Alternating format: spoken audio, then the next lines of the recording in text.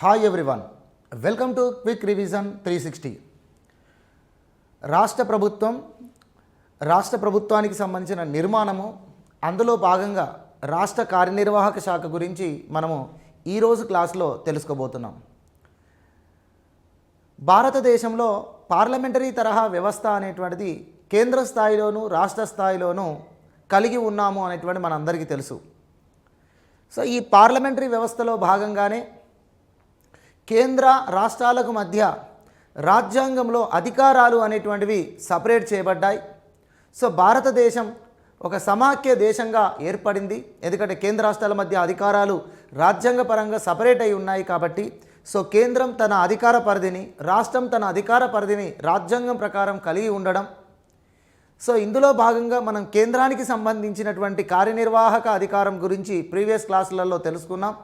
So ఇప్పుడు రాష్ట్ర ప్రభుత్వంలో రాష్ట్ర కార్యనిర్వాహక వర్గం గురించి మనము ఈ క్లాసుల్లో కంటిన్యూ చేయబోతున్నాము. ఇక్కడ మీకు చెప్పే విధానం కూడా ఒకసారి చూడండి. కేంద్ర ప్రభుత్వం రాష్ట్ర ప్రభుత్వాన్ని కలిపి చెప్తున్నాం. కేంద్ర ప్రభుత్వంలో 3 వింగ్స్: ఎగ్జిక్యూటివ్, లెజిస్లేచర్, జ్యుడిషియరీ. రాష్ట్ర ప్రభుత్వంలో అదే విభాగాలైన ఎగ్జిక్యూటివ్, లెజిస్లేచర్, జ్యుడిషియరీ అనేది ఉంది. కేంద్ర ప్రభుత్వంలో ఎగ్జిక్యూటివ్ కంప్లీట్ చేసుకున్నాం. ఇప్పుడు రాష్ట్ర ప్రభుత్వంలో ఎగ్జిక్యూటివ్ అనేటువంటిది చెప్పుకోబోతున్నాం. తర్వాత మళ్ళీ కేంద్ర ప్రభుత్వంలో లెజిస్లేచర్ గురించి చెప్పుకుంటాం, శాసన నిర్మాణ శాఖ గురించి. దాని తర్వాత రాష్ట్రంలో ఉన్నటువంటి లెజిస్లేచర్ గురించి, వాటి మధ్య వ్యత్యాసం గురించి తెలుసుకుంటాం. తర్వాత కేంద్రంలో జ్యుడిషియరీ గురించి తెలుసుకుంటాం. తర్వాత మళ్ళీ రాష్ట్రంలో ఉన్నటువంటి జ్యుడిషియరీ, మొత్తం మన ఇండియాలో ఉన్నటువంటి జ్యుడిషియరీ సిస్టానికి సంబంధించినటువంటి ప్రత్యేకతల గురించి అక్కడ కలిపి చెప్పుకోవడం జరుగుతుంది. సో ఆ రకంగా మనం కేంద్ర రాష్ట్ర ప్రభుత్వాలను సిలబస్ను కంప్లీట్ చేసుకోవడం అనేటువంటిది ఉంటుంది. కేంద్ర ప్రభుత్వం పూర్తి అయిపోయిన తర్వాత రాష్ట్ర ప్రభుత్వం అని కాకుండా కేంద్ర ప్రభుత్వంలో ఎగ్జిక్యూటివ్, తర్వాత రాష్ట్ర ప్రభుత్వంలో ఎగ్జిక్యూటివ్, తర్వాత లెజిస్లేచర్ కేంద్రంలో, తర్వాత రాష్ట్రంలో లెజిస్లేచర్, కేంద్రంలో జ్యుడిషియరీ, రాష్ట్రంలో జ్యుడిషియరీ అనేది ఈ మాదిరిగా చెప్పుకున్నట్లయితే మనకు ఒక పూర్తిగా అవగాహన అనేటువంటిది పరిపాలనా వ్యవస్థపై ఏర్పడుతుంది. మరి రాష్ట్ర ప్రభుత్వం గురించి మన రాజ్యాంగంలో 6వ భాగంలో పేర్కొనబడి ఉంది. రాష్ట్ర ప్రభుత్వం గురించి రాజ్యాంగంలో 6వ భాగంలో పేర్కొనబడి ఉంది. 6వ భాగంలో 6 అధ్యాయాలుగా 6 చాప్టర్గా మనకు రాష్ట్ర ప్రభుత్వానికి సంబంధించిన వివరణ అనేది వివిధ ఆర్టికల్స్ రూపంలో ఇవ్వడం జరిగింది. అయితే ప్రభుత్వం అన్నప్పుడు మనకు 3 వింగ్స్ అనేవి ఉంటాయి: ఎగ్జిక్యూటివ్, లెజిస్లేచర్, జ్యుడిషియరీ. సో అందులో రాష్ట్ర ప్రభుత్వంలో రాష్ట్ర కార్యనిర్వాహక శాఖ, స్టేట్ ఎగ్జిక్యూటివ్ బాడీ అంటాం. ఈ రాష్ట్ర కార్యనిర్వాహక శాఖలో మనం ఇక్కడ తీసుకున్నట్లయితే రాష్ట్ర కార్యనిర్వాహక శాఖ అనేటువంటి దానిలో గవర్నర్, ముఖ్యమంత్రి, మంత్రిమండలి, అడ్వకేట్ జనరల్, ఇది స్టేట్ ఎగ్జిక్యూటివ్ బాడీ, స్టేట్ పరిపాలన విభాగము. ఓకేనా. తర్వాత అదేవిధంగా స్టేట్ లెజిస్లేచర్లో రాష్ట్ర శాసన నిర్మాణ శాఖలో గవర్నర్, విధానసభ, విధాన పరిషత్తు. సో ఈ విధాన పరిషత్ అనేటువంటిది ఆప్షన్గా ఉంటుంది, అంటే తప్పనిసరి కాదు. ఇది ఒక చాయిస్గా, ఒక ఆప్షన్గా మాత్రమే కలిగి ఉంటాం. అంటే దీన్ని రాష్ట్రాలు కలిగి ఉండవచ్చు, ఉండకపోవచ్చు. మొత్తానికి రాష్ట్ర శాసన నిర్మాణ శాఖ అంటే గవర్నర్, విధానసభ. ఆ రాష్ట్రంలో 2వ సభ అనేది పెద్దల సభ ఉంటే అది కూడా రాష్ట్ర శాసన నిర్మాణ శాఖలో అంతర్భాగంగా చెప్తాం. ఇక రాష్ట్ర న్యాయశాఖ అంటే హైకోర్టు మరియు రాష్ట్రంలో ఉన్నటువంటి సబార్డినేట్ కోర్టులు. ఆ రాష్ట్రం యొక్క హైకోర్టు మరియు ఆ రాష్ట్రంలో ఉన్నటువంటి దిగువ న్యాయస్థానాలను మనం రాష్ట్ర న్యాయశాఖగా, రాష్ట్ర న్యాయ వ్యవస్థగా, స్టేట్ జ్యుడిషియరీ అని చెప్పేసి మనం పేర్కొంటాం. సో ఇది ఫస్ట్ అభ్యర్థికి అవగాహన అనేటువంటిది ఉండాలి. రాష్ట్ర ప్రభుత్వం అనగానే ఎగ్జిక్యూటివ్ ఎవరు, లెజిస్లేచర్ ఎవరు, జ్యుడిషియరీ ఎవరు అనేటువంటిది మనకు పూర్తిగా ఇక్కడ తెలిసి ఉండాలి. ఇక తదుపరి నెక్స్ట్ వన్, ఇప్పుడు రాష్ట్ర ప్రభుత్వానికి సంబంధించినటువంటివి ఇక్కడ చూడండి. సో రాష్ట్ర ప్రభుత్వం రాజ్యాంగ నిబంధనలు, రాష్ట్ర ప్రభుత్వం గురించి రాజ్యాంగంలో 6వ భాగంలో పేర్కొనబడి ఉంటుంది. ఆర్టికల్స్ వచ్చేసి 152 నుంచి 237 వరకు ఉన్నటువంటి ఆర్టికల్స్ రాష్ట్ర ప్రభుత్వం యొక్క నిర్మాణం గురించి తెలియజేస్తున్నాయి. సో ఇందులో మొత్తము 6 అధ్యాయాలు, 6 చాప్టర్స్గా, 6 అధ్యాయాలుగా ఈ రాష్ట్ర ప్రభుత్వం అనేటువంటిది ఉండబోతుంది. 6 అధ్యాయాలుగా ఈ రాష్ట్ర ప్రభుత్వం గురించి పేర్కొనబడింది. ఓకేనా.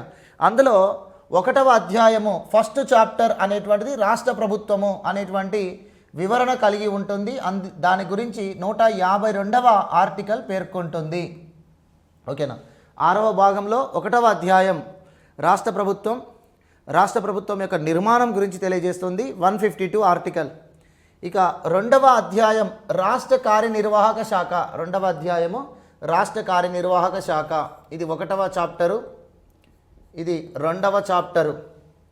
రాష్ట్ర కార్యనిర్వాహక శాఖ 153 నుంచి 167 వరకు ఉన్నటువంటి నిబంధనలు రాష్ట్ర కార్యనిర్వాహక భాగం గురించి పేర్కొంటున్నాయి.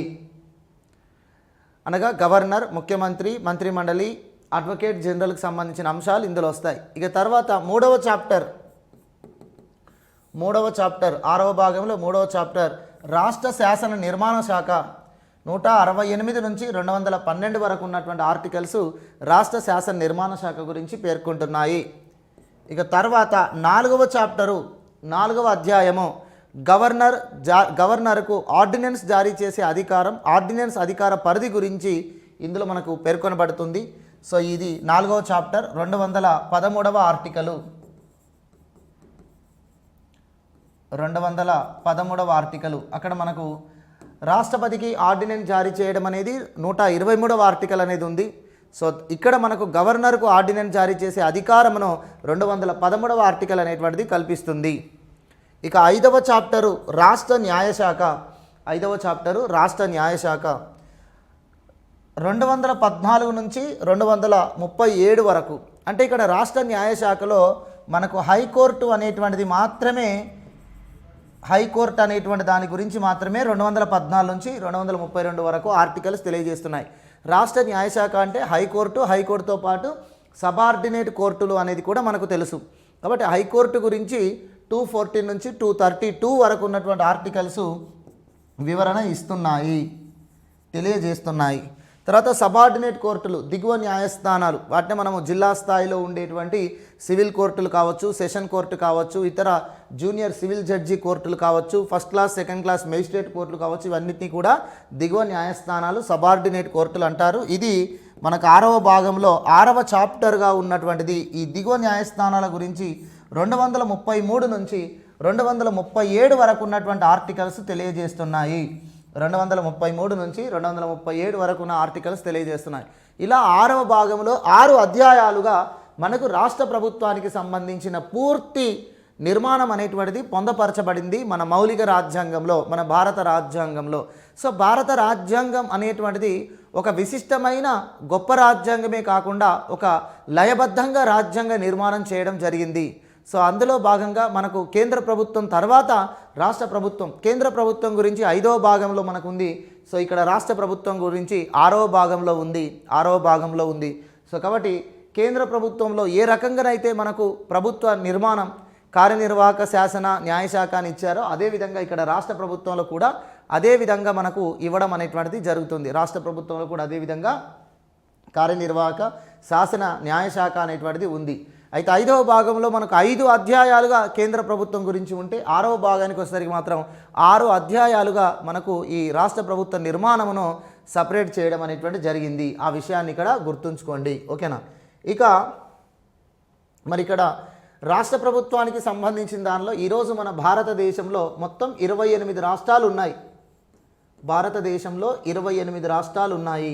సో రాష్ట్రము అని పేర్కొనబడినటువంటి దేనికైనా కూడా, రాష్ట్రము అని పేర్కొనబడినటువంటి ఏదైనా కూడా ఈ రకమైనటువంటి నిర్మాణమును కలిగి ఉంటుంది. రాష్ట్రం అంటే తప్పనిసరిగా హైకోర్టు ఉంటుంది. అంతేకాని రాష్ట్రానికి హైకోర్టును ఏర్పాటు చేయడం కోసం చట్టాలు చేయాల్సిన అవసరం లేదు. రాష్ట్రం అంటేనే హైకోర్టు అనేటువంటిది ఉంటుంది. అయితే రాష్ట్రానికి సపరేట్ హైకోర్టు ఉండడము లేదా ఉమ్మడి హైకోర్టు ఉండడము అనేటువంటిది మాత్రం, ఉమ్మడి హైకోర్టు ఉండాలి అంటే పార్లమెంటుకు చట్టం చేసే అధికారం ఉంది. ఉమ్మడి హైకోర్టుగా ఉన్నటువంటి దాన్ని సపరేట్ చేయాలి అంటే రాష్ట్రపతికి అధికారం ఉంటుంది. కాబట్టి ప్రతి రాష్ట్రం అంటేనే హైకోర్టు ఉంటుంది. రాష్ట్రం అంటే ఎగ్జిక్యూటివ్, లెజిస్లేచర్, జ్యుడిషియరీ అనేటువంటి 3 భాగాలు కలిగి ఉంటాయి. ఇది ప్రతి రాష్ట్రానికి వర్తిస్తుంది. సో కేంద్ర స్థాయిలో ఉన్నటువంటి పరిపాలన విభాగమే మనకు రాష్ట్ర స్థాయిలో కలిగి ఉన్నాం. అందుకని కేంద్ర ప్రభుత్వానికి సంబంధించింది అభ్యర్థులు పూర్తిగా అర్థం చేసుకున్నట్లయితే మీకు రాష్ట్ర ప్రభుత్వానికి సంబంధించింది అంతగా కష్టం అనేటువంటిది ఏమీ ఉండదు, ఈజీగా అర్థమైపోతుంది. ఎందుకంటే యాజ్ ఇట్ ఈజ్ పరిపాలన వ్యవస్థ అనేటువంటిది మనకి ఇక్కడ కనిపిస్తుంది. సో రాష్ట్ర ప్రభుత్వానికి మరి రాష్ట్ర ప్రభుత్వానికి రాజ్యాంగాధిపతిగా రాష్ట్ర ప్రభుత్వాల యొక్క పూర్తి కార్యనిర్వాహక అధిపతిగా ఎవరు ఉంటారంటే గవర్నర్ ఉంటారు. సో గవర్నర్ ఇక్కడ రాష్ట్ర మంత్రిమండలి ముఖ్యమంత్రి యొక్క సూచన అనుసారము రాష్ట్ర పరిపాలన అనేటువంటి చేస్తారు. అదేవిధంగా కేంద్రంలో మనకు రాష్ట్రపతి కేంద్ర కార్యనిర్వాహక వర్గానికి అధిపతిగా ఉంటూ ప్రధానమంత్రి మంత్రిమండలి సూచన లేదా ఆదేశం అనుసారం పరిపాలన విధులు రాజ్యాంగ విధులు నిర్వర్తిస్తారు. అయితే కేంద్ర ప్రభుత్వంలో రాష్ట్రపతికి ఉన్నటువంటి విధులు రాష్ట్ర ప్రభుత్వంలో గవర్నర్కు విధులు అనేటువంటివి అదే విధంగా ఉన్న కొంత వ్యత్యాసం అనేటువంటిది కూడా ఉంది. ఆ వ్యత్యాసం గురించి కూడా మనము క్లాస్లో తెలుసుకోవడం అనేటువంటి జరుగుతుంది. ఎందుకంటే రాష్ట్రపతికి సైనికపరమైనటువంటి అధికారాలు ఇతర దౌత్య అధికారాలు అనేవి ఉంటాయి, కానీ గవర్నర్కు ఆ విధమైనటువంటి అధికారాలు ఉండవు. కానీ కార్యనిర్వాహక శాసన ఆర్థిక న్యాయపరమైన అధికారాలు రాష్ట్రపతికి ఏ విధంగా అయితే ఉంటాయో రాష్ట్ర స్థాయిలో గవర్నర్ కూడా ఆ విధంగా ఉంటాయి. కేంద్రంలో శాసనాలు చేసేది పార్లమెంట్ అయితే రాష్ట్రంలో శాసనాలు చేసేది అసెంబ్లీ అని చెప్పేసి, శాసనాల నిర్మాణం చేసేది అసెంబ్లీ అని చెప్పేసి మనం ఇక్కడ పేర్కొనడం అనేటువంటిది జరుగుతుంది. అయితే భారతదేశం ఒక సమాఖ్య దేశం, కానీ ఈ సమాఖ్య దేశంలో మనకు అధికారాలు సపరేట్ చేశారు. కార్యనిర్వాహక శాసన ఆర్థిక అధికారాలు మాత్రమే సపరేట్ చేశారు, కానీ ఒక అధికారం సపరేట్ చేయబడలేదు. అదొకటి గుర్తుంచుకోండి. అదేమిటంటే న్యాయ అధికారాలు అనేటువంటివి సపరేట్ చేయబడలేవు. న్యాయ అధికారాలు అనేటువంటివి కేంద్ర రాష్ట్రాల మధ్య సపరేట్ చేయబడలేదు. సపరేట్ చేయబడలేదు అంటున్నారు. మరి కేంద్రంలో జ్యుడిషియరీ ఉన్నట్టుగా రాష్ట్రంలో జ్యుడిషియరీ ఉంది కదా అండి అంటే ఉంది, కానీ రాష్ట్రంలో ఉన్నటువంటి జ్యుడిషియరీ పైన కేంద్రానికి అధికారం ఉంటుంది, కేంద్రానికి అధికారం ఉంటుంది. అది ఇక్కడ గుర్తుంచుకోండి. ఎందుకంటే హైకోర్టు జడ్జీలను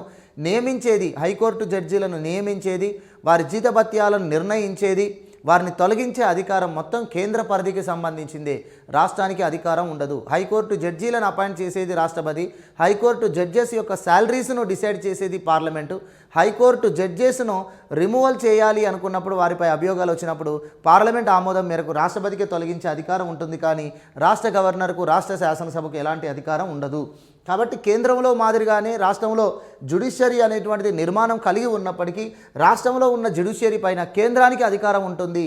సో కాబట్టి ఇక్కడ న్యాయాధికారాలు అనేటువంటివి మాత్రం సపరేట్ చేయబడలేదు. సో భారత సమాఖ్య వ్యవస్థ యొక్క ప్రత్యేకత ఏమిటి అంటే శాసన పరిపాలన ఆర్థిక అధికారాలు మాత్రమే సపరేట్ చేయబడ్డాయి, న్యాయ అధికారాలు మాత్రం సపరేట్ చేయబడలేదు. సో భారతదేశంలో న్యాయ వ్యవస్థ మొత్తం కూడా కేంద్ర పరిధిలో ఉండి సమీకృత న్యాయ వ్యవస్థగా ఉండడం అనేటువంటిది ఇక్కడ జరిగింది. సో ఆ విషయాలను మనం ఇక్కడ గుర్తుంచుకోవాల్సి ఉంటుంది. Okay right. ఇక తర్వాత మనకు రాష్ట్ర ప్రభుత్వం అంటే ఏమిటి, ఎగ్జిక్యూటివ్ అంటే ఏమిటి అనేటువంటిది నెక్స్ట్ క్లాస్లో మనం దాన్ని కంటిన్యూ చేద్దాం. ఇది రాష్ట్ర ప్రభుత్వానికి సంబంధించిన ప్రాథమిక సమాచారం మరియు పూర్తి ఒక ఓవర్ వ్యూ అని చెప్పేసి భావించుకోండి.